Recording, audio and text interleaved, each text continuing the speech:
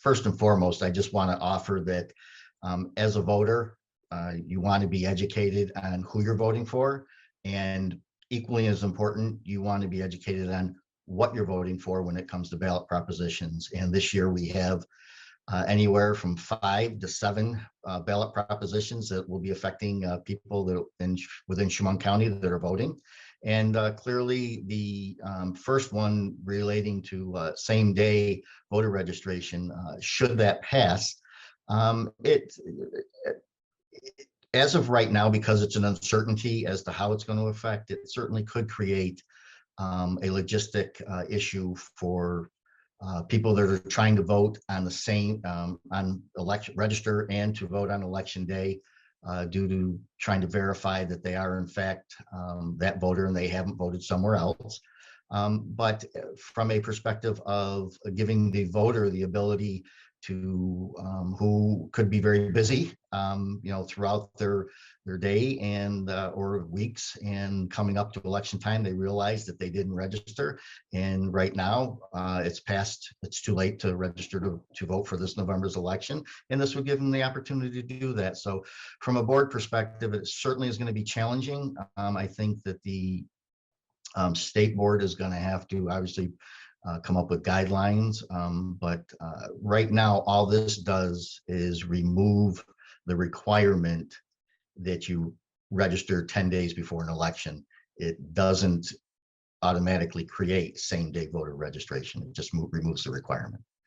And as it relates to the second ballot proposition you're talking about in relation to no excuse absentee voting, as we experienced with COVID, and the governor's executive orders that he had put forth, we basically were dealing with no excuse absentee voting, because the fear of COVID gave anybody that had that fear the ability to go ahead and get an absentee ballot. And I think that while it does make it the absentee ballot process busier, it does give a level of comfort to anybody that does not want to go to the polls on election day, the ability to get their ballot.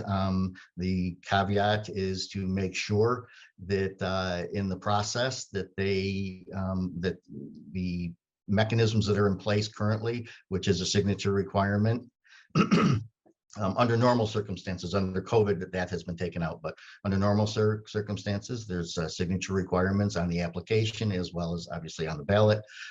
So as long as those mechanisms are in place, this is another ballot proposition that goes to give the voter more ability to vote in different ways.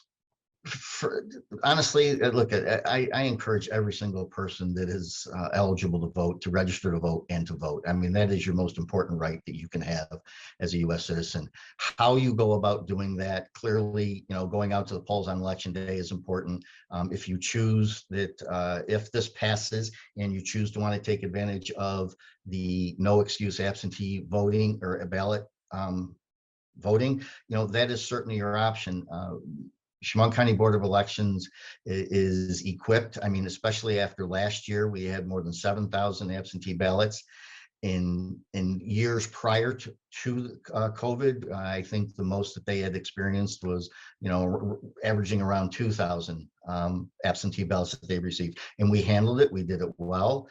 So from a logistics standpoint, clearly, if we are tasked with that responsibility, we're going to fulfill it in a most professional and efficient manner to make sure everybody's vote is counted.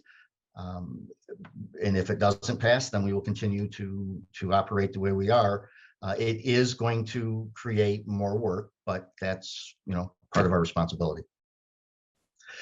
Well, on a peripheral view, it affects us as it relates to right now in Chemung County. You have 2 assembly districts and 1 Senate district, so that could change.